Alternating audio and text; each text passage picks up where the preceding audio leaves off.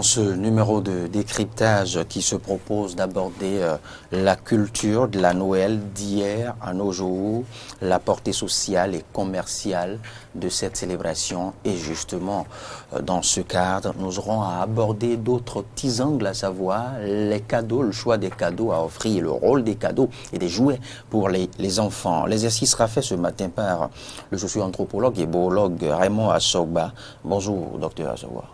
Bonjour, Loris. Merci d'avoir accepté notre invitation. C'est tout le plaisir pour nous. Face à vous, le directeur Euseb Patimbo, enseignant à la retraite. Bonjour, directeur. Bonjour, Loris, amis auditeurs et auditrices, téléspectateurs. Joyeux Noël.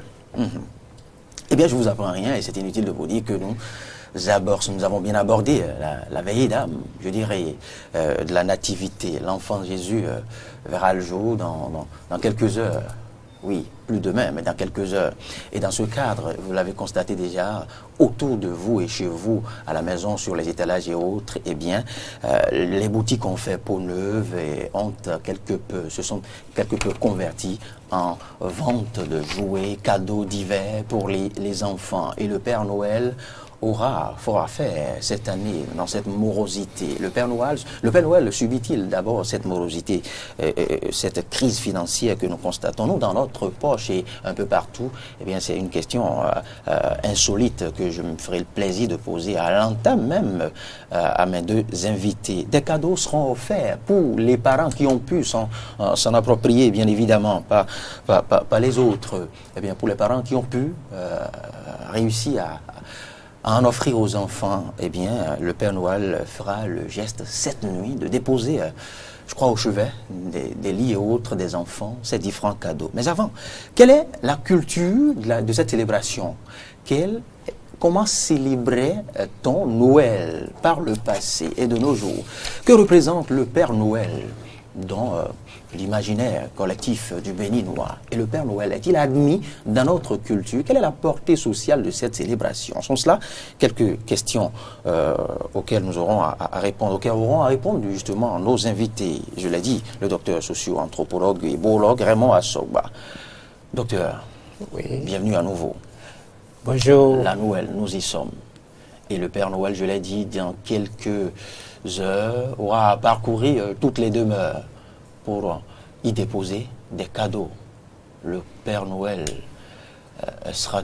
pourra-t-il réussir bien ce rôle cette année dans cette morosité chronique?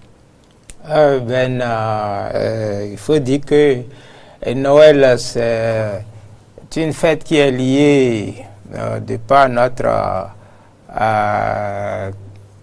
liaison avec la France et ce pays qui nous a colonisés avec la religion. C'est une fête chrétienne. C'est une fête chrétienne qui est pour nous, Béninois, un emprunt. Depuis 1894, où nous sommes tombés dans le giron français, les missionnaires qui ont eu à nous évangéliser nous ont habitués justement à fêter le 24 décembre, le 25 décembre. Et Noël nous est présenté comme la fête de la lumière.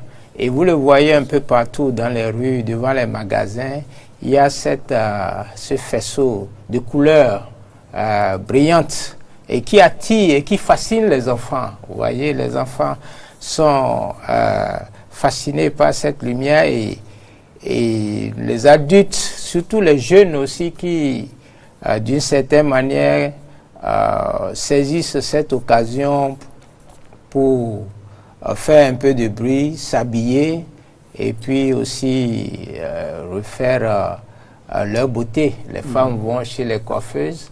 Et donc Noël, c'est une fête chrétienne, c'est la nativité, tel qu'il est dit. Nous savons que c'est Jésus, l'enfant Jésus qui est né dans une crèche, dans une étable, ce qui symbolise la pauvreté, mais aussi dans une situation de persécution, puisque il devait être tué. Les rois mages qui ont appris sa naissance le recherchaient, et le roi a demandé qui vient le revoir. Ce roi-là qui va le concurrencer, il était prêt à le tuer.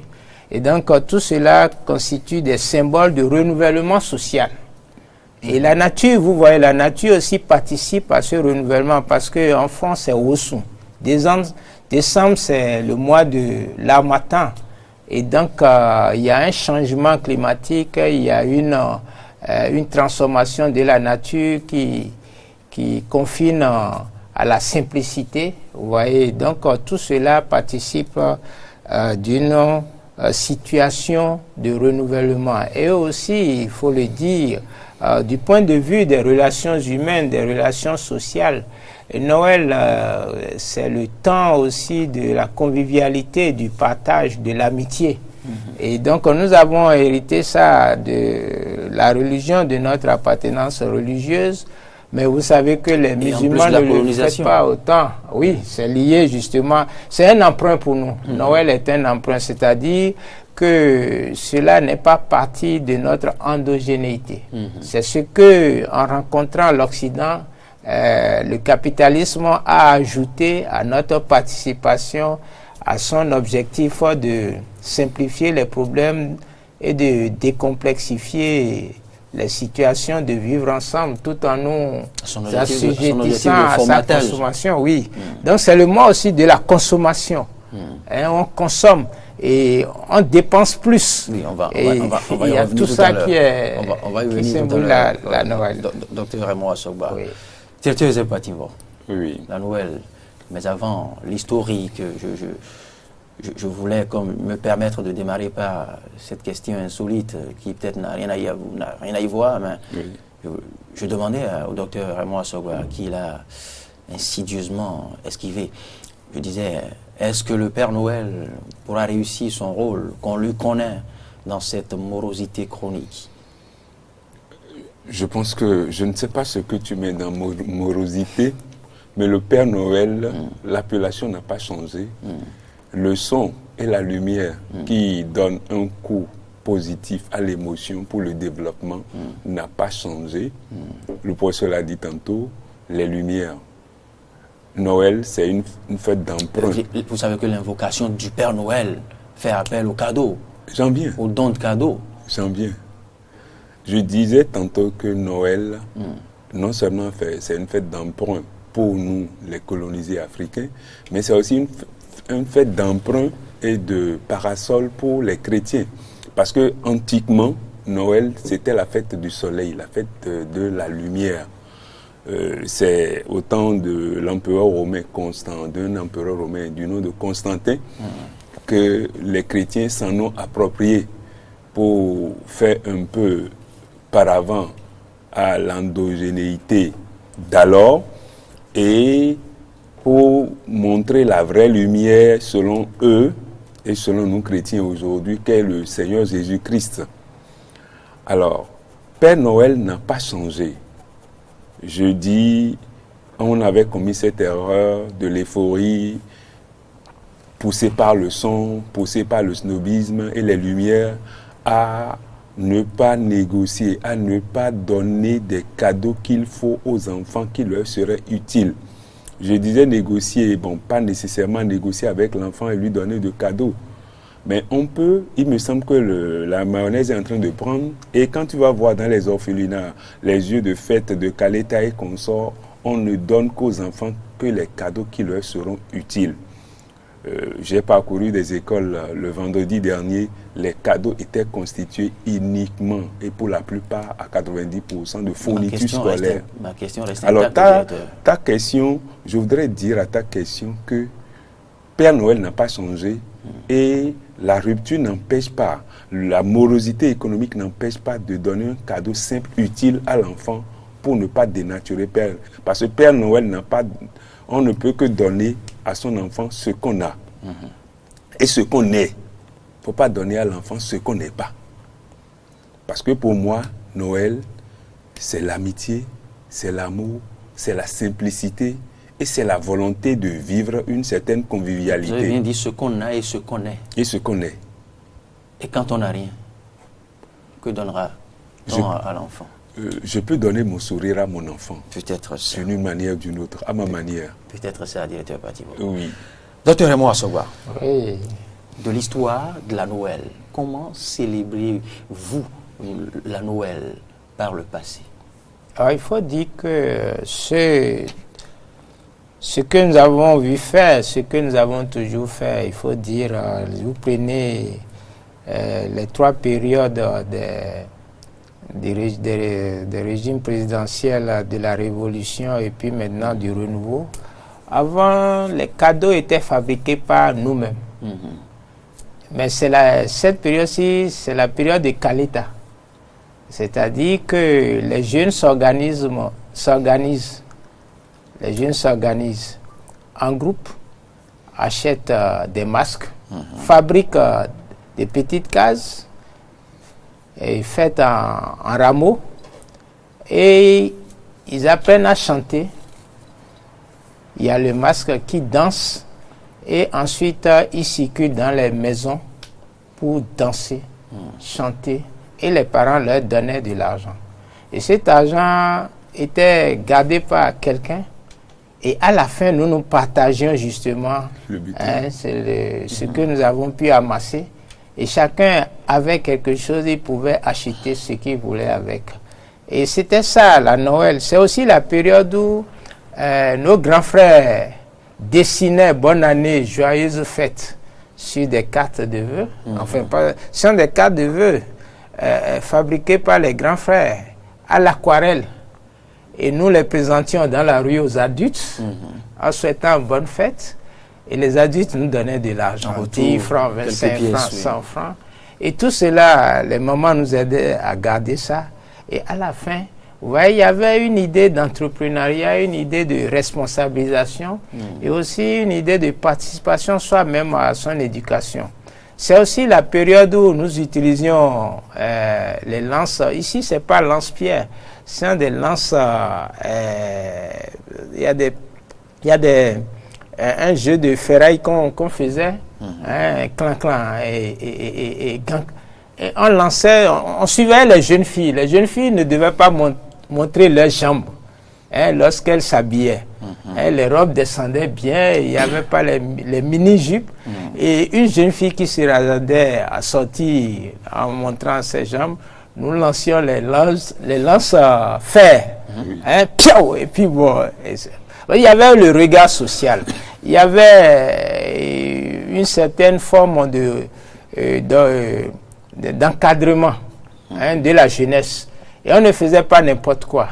C'était cadré dans tous les quartiers. C'était l'émulation dans la vie. Donc voilà comment nous fêtions jusqu'à relativement la période de la Révolution. Et puis tout a été bouleversé. Aujourd'hui, vous avez vu qu'il n'y a pas de Kaleta. On ne les voit plus aujourd'hui comme ça. Il y a quelques rares. Et quelques rares, oui. Si tu vas à Ménotin, qui se promènent même seuls, quelques rares Kaleta sans accompagnateur. Oui, même j'ai vu un Kaleta à moto qui quittait Siècle pour aller au stade. Donc il était seul. Bon, ça m'a fait rire. J'ai essayé de prendre la photo. Donc, disons qu'aujourd'hui, il y a une forme de désorganisation, il y a une forme d'anonymisation de la vie dans Cotonou, et puis il n'y a plus une organisation conviviale.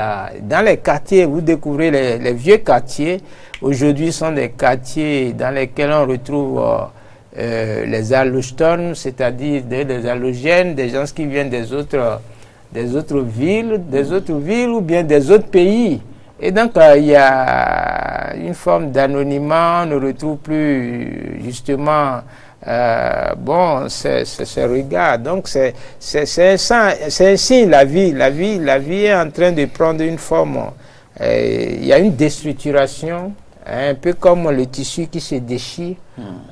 Il n'y a que maintenant les vieux, mais les nouveaux quartiers aussi, quand vous rentrez dans les nouveaux quartiers à la périphérie, à l'extension de Calavi, on ne retrouve plus ces attaches-là. Oui, voilà un peu ce qu'est la fête de Noël aujourd'hui. C'est un peu comme si c'est chacun pour soi. Et la reconnaissance n'est plus aussi telle. Il faut reconnaître que les bars, les restaurants ont pris le dessus. La beuverie. Aujourd'hui, il y a un peu plus de développement des maquis, des restaurants, et sont des coins plutôt on boit, et puis bon, comme dit l'autre, sexe sans hein, c'est-à-dire le sexe, le soleil et puis l'alcool. Hein, c'est un peu ça aujourd'hui. Il y a le développement des auberges, d'accord. Lorsqu'on boit, on peut aller à l'auberge pour continuer de consommer, puisque c'est le mois de la consommation. Et donc voilà un peu Merci, docteur, ce que nous vivons aujourd'hui. On se dit que bon, la vie a changé, mais c'est toujours la vie de Cotonou. Vous avez parlé tantôt de morosité. Et bien sûr, il faut dire que dans certaines familles, beaucoup n'arrivent pas à donner à manger aux enfants.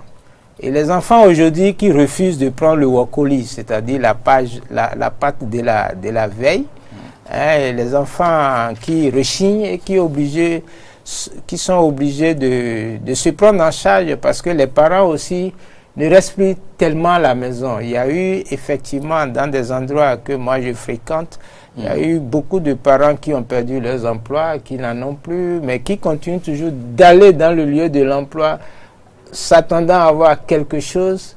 Et aussi les femmes dans les commerces ne marchent plus tellement, qui ont eu le temps de bouffer les bénéfices, de rentrer dans le capital.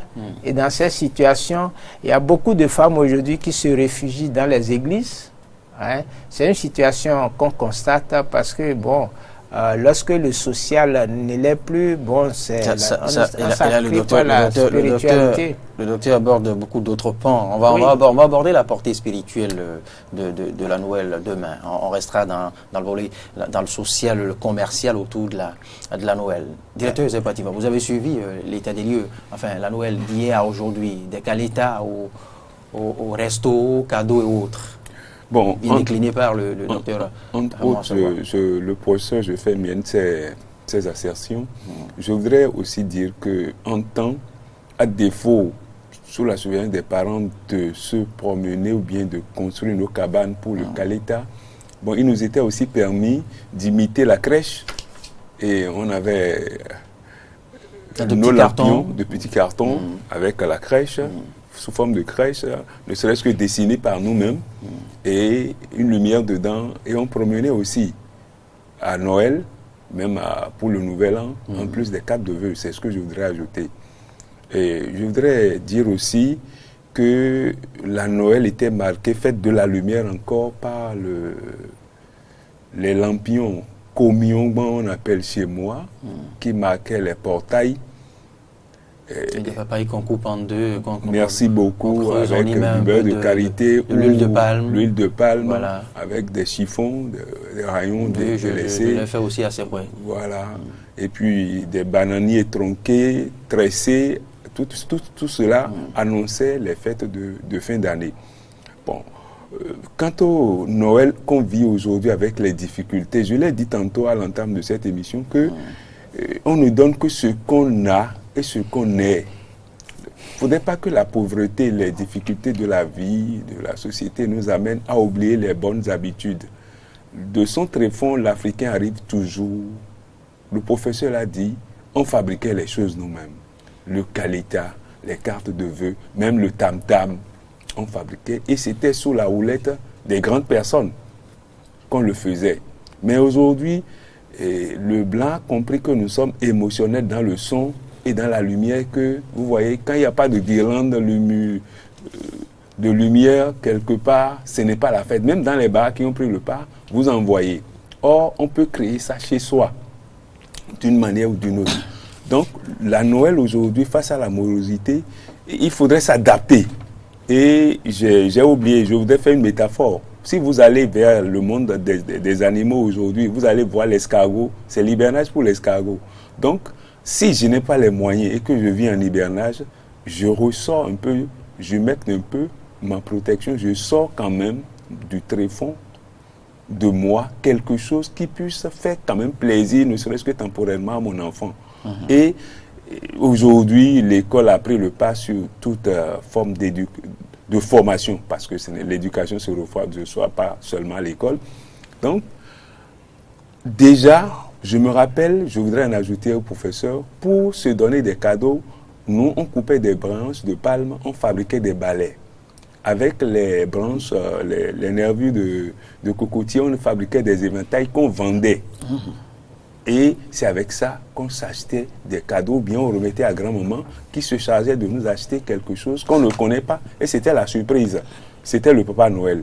Bon, on n'en avait pas trop tellement la culture, mais on recevait quand même un cadeau qui venait de nous-mêmes. Alors cette innovation, le professeur l'a dit, l'entrepreneuriat de soi a perdu le pas, s'est ajouté à l'individualisme, trop poussé, le snobisme, on veut vivre à part. Ça coupe un peu le social. Donc je voudrais dire que le commercial, on veut imiter ce que les autres font. Non, faisons ce que nous sommes. Et je l'ai dit tantôt, je donne ce que je suis, je donne ce que j'ai, ce que je peux à mon enfant. Et je le donne avec sourire, avec joie. La seule négociation que j'ai à lui faire, c'est de lui donner ça avec une certaine chaleur. Parce que les enfants vivent mieux la morosité là mieux que nous. Nous avons le courage de l'affronter. Mais les enfants vous réclament à corps et à cri. Je ne sais pas si ils ont constaté, mais ils veulent vivre. Alors s'ils veulent vivre, pourquoi ne pas négocier? Cette année, je ne pourrai pas, voilà ce que je te donne. Et pour le monde scolaire janvier dans lequel je suis, il faudrait donner des choses utiles. Même si c'est un bic que je veux donner, dont l'enfant a besoin à la rentrée, il faudrait vous faites très bien la transition avec la deuxième partie de cet échange, de ce décryptage. Oui. Justement, je le disais, le docteur Raymond Achogba avait pris plaisir à décrypter tout à l'heure la morosité, les impacts sur le commerce et autres. Mais, docteur, vous n'êtes pas sans savoir que tout le monde ne croupit pas sous le poids de cette sécheresse financière. Il y a des parents qui ont pu s'acheter déjà des jouets à offrir aux enfants. Alors, que doit-on leur dire dans le choix des cadeaux? Merci beaucoup. Dans le choix des cadeaux, il faut partir, en fait, souvent, il faut s'interroger, problématiser pour se demander qu'est-ce qui fait, qu'est-ce qui entre comme critère dans le choix des cadeaux que les parents donnent à leurs enfants. Ici, c'est une société de consommation arrimée au film. Parce que vous allez voir que aujourd'hui, les films qui viennent, c'est en blanc-rouge. Et l'Occident a compris ce qu'on appelle l'imitation, cette capacité de conditionner le psychologique à consommer sans réfléchir, sans faire un distinguo, de telle manière que les parents achètent par réflexe. Et acheter par réflexe, c'est en fonction d'abord de leur pouvoir d'achat.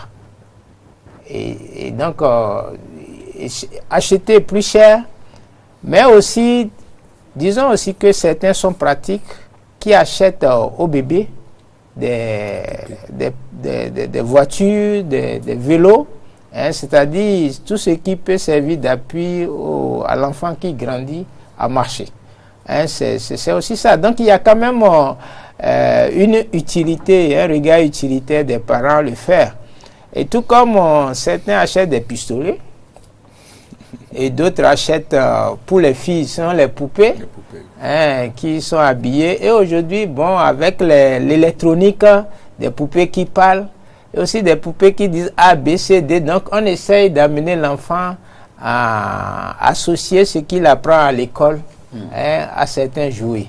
Et donc A, B, C, vous avez de ces jouets quand même qui sont d'ordre pédagogique et que les parents achètent aux enfants.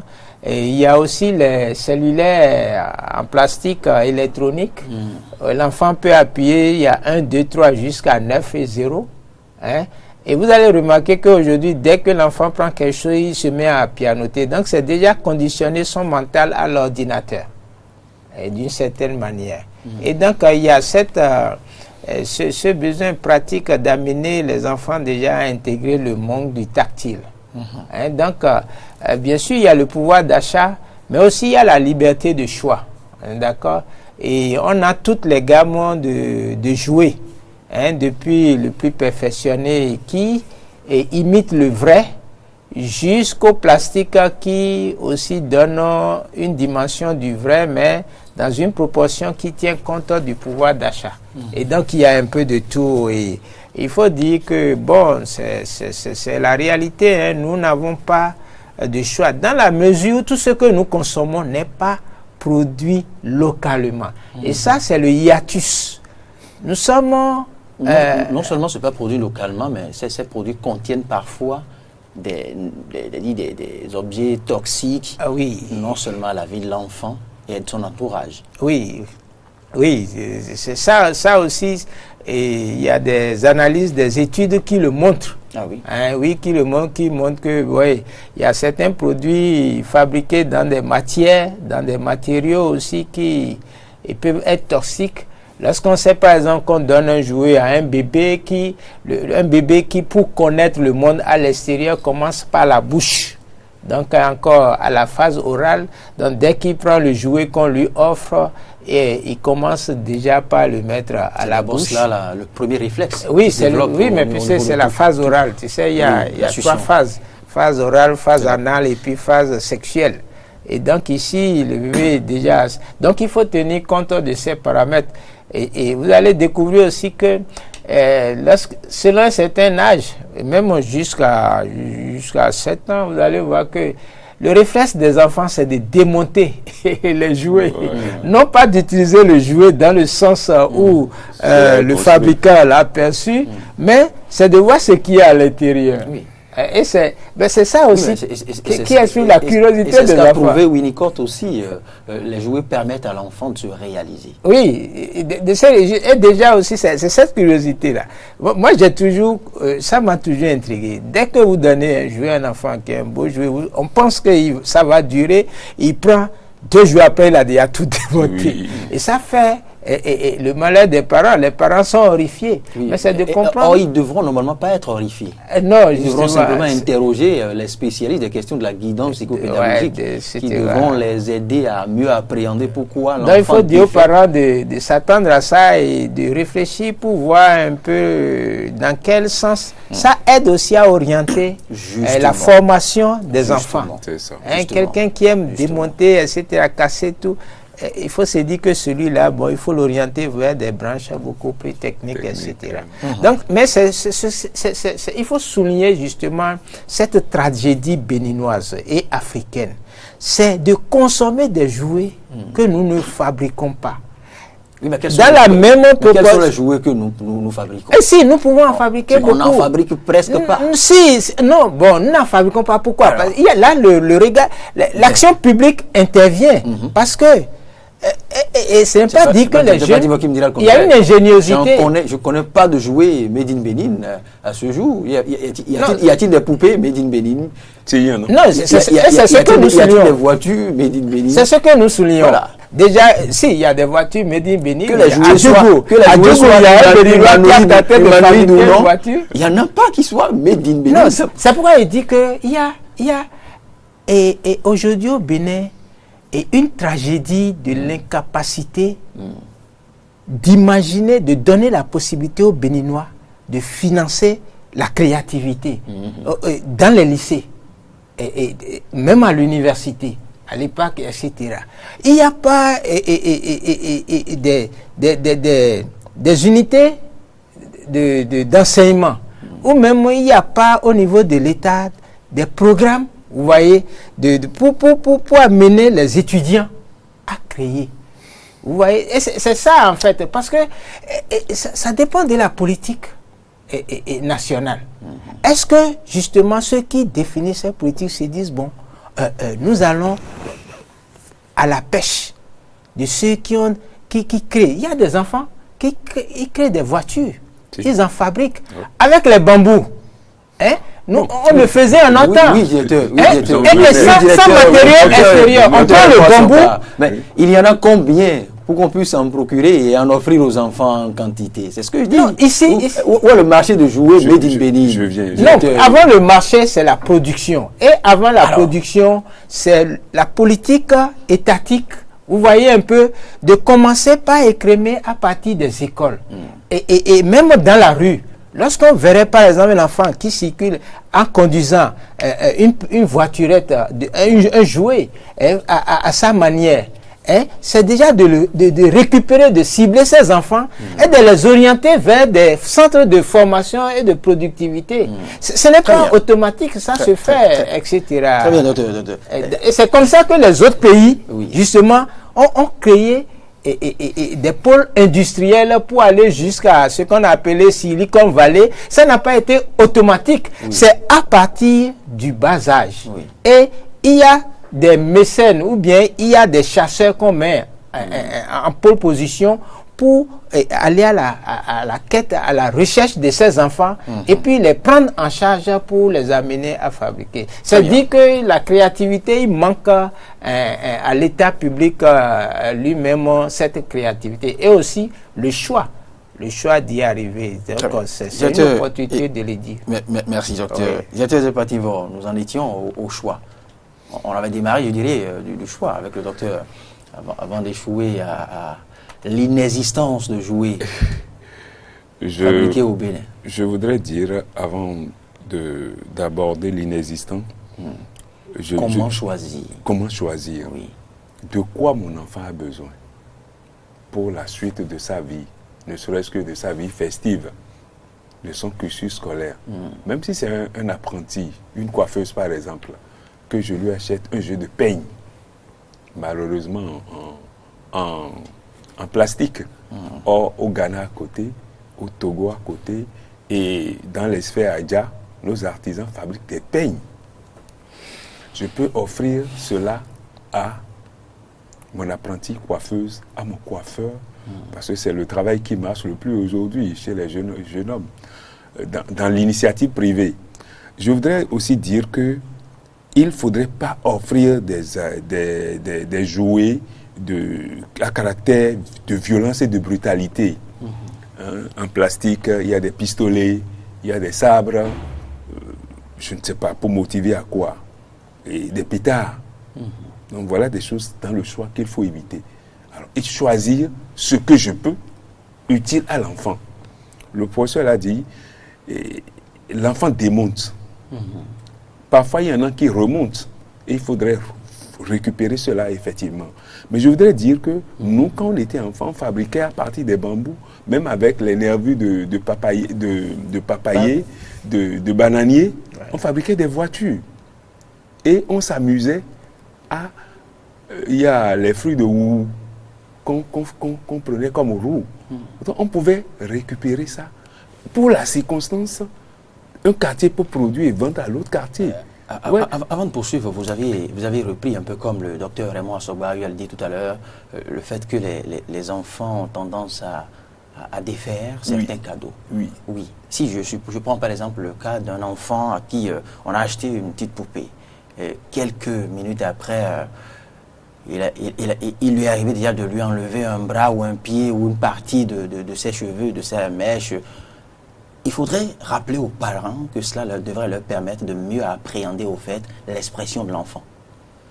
Ça n'est pas à lire forcément comme une violence. Non, je voudrais en ajouter. C'est-à-dire... Mais ça permet plutôt d'appréhender la personnalité de l'enfant. Si l'enfant répète souvent ce comportement, et là, il faut se rapprocher des spécialistes. Je dis qu'on ne donne que ce qu'on a et ce qu'on est. Si l'enfant arrive à défaire la poupée et que je connais la poupée, je peux l'amener à construire, à reconstruire la poupée. Parce que si le processus contraire en arrive, c'est que l'enfant et le parent ont gagné. Mais le constat ici, c'est que les parents se plaignent de leurs dépenses, au fait. Puisque les parents ont investi. Et dans leur subconscient, c'est qu'ils veulent voir encore ce cadeau, pas forcément l'année prochaine, mais pendant un bon nombre de mois. Mais déjà, si au lendemain de la Noël, l'enfant en arrive à déchirer une bonne partie, à bousiller la petite voiture, ou à perdre déjà un pied ou un bras de la poupée. Un grand psychologue, je n'en suis pas. Mais je voudrais dire que c'est que les parents eux-mêmes ne maîtrisent pas l'action de l'enfant. L'enfant se construit par le jeu. L'enfant est totalement ludique est éphémère dans son intelligence. Oui, parce que il faut l'accompagnement de l'intelligence. Parce que le jeu est pour lui ce qu'elle travaille pour l'adulte. Voilà. Donc pour moi, l'enfant qui défait, c'est déjà bravo. S'exprime. Oui. Et il faut lui faire le chemin contraire. C'est pourquoi je dis dans le choix, les parents doivent savoir qu'est-ce que je veux pour que cela soit utile. Un paysan, par exemple, peut acheter une machette à son enfant et lui apprendre à l'utiliser. Une machette à plastique, bien évidemment. Pourquoi pas le vrai? Pourquoi pas le vrai? Je viens. On ne pourra pas en faire usage. Pourquoi pas le vrai? Donc, je veux dire, l'enfant défait, il faut l'amener à reconstruire. Pas totalement comme à l'initial, mais il faut savoir que c'est déjà un champ qu'on crée à l'enfant qui puisse permettre de savoir, voilà son orientation. Je reviens pour dire, éviter les objets, des cadeaux, les étrennes de violence aux enfants. Et pas trop aussi des cadeaux de couleur pour éviter de troubler l'émotion, le caractère émotif de l'enfant. L'intelligence émotionnelle de l'enfant. Parce que les enfants, c'est-à-dire, ils veulent d'abord imiter cette fabrication-là. C'est pourquoi ils démontent. Ils veulent l'approprier. Ils veulent voir ce qui s'y cache. Pourquoi la petite voiture arrive à bouger seule. Il y a quelque chose que les gens disent, je ne l'ai pas vérifié. C'est que les gadgets, les portables et consorts, même les ordinateurs, paraît-il que au pays du soleil levant, en Asie, c'est les enfants qui les fabriquent, et ces jouets que nous amenons là, qui les fabriquent en série, et puis les adultes essaient de les accompagner, et on commercialise, ça nous arrive.